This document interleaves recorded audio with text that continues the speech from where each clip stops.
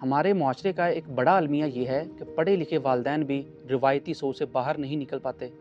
वो चाहते हैं कि उनके बच्चे भी उसी घिसी पिटी डगर पर चलें जिसे वो खुद सक्सेस समझते आए हैं। बच्चा कारोबार करना चाहता है, वालिदैन सरकारी नौकरी पर इसरार करते हैं। बच्चा ऑनलाइन या जदीद फील्ड में आना चाहता है, वालिदैन 50-60 हज़ार की जॉब को ही आखिरी मंजिल समझते हैं। यूँ लगता है जैसे बच्चों की अपनी कोई आइडेंटिटी, कोई ख्वाब ही नहीं है।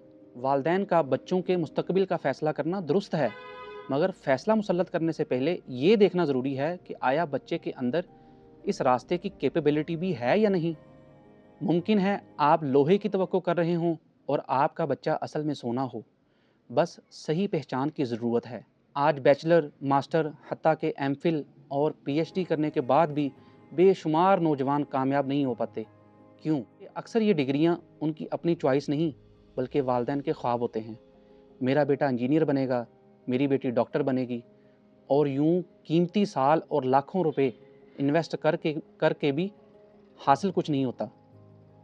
एमफिल के बाद 20-25 हज़ार की नौकरी, क्या वाकई इसे सक्सेस कहा जा सकता है? इसलिए वालिदैन से गुजारिश है कि अपनी तमाम ख्वाहिशात औलाद पर मुसल्लत ना करें।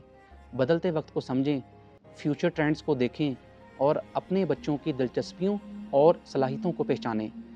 दुरुस्त रहनुमाई से मुमकिन है बच्चे तालीम के साथ ही अपनी स्किल या कारोबार शुरू कर दें।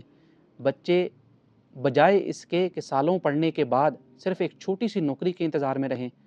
अगर आप इत्तेफाक करते हैं तो इस पैगाम को आगे पहुंचाएं, और अगर इख्तलाफ रखते हैं तो अपनी राय ज़रूर दें।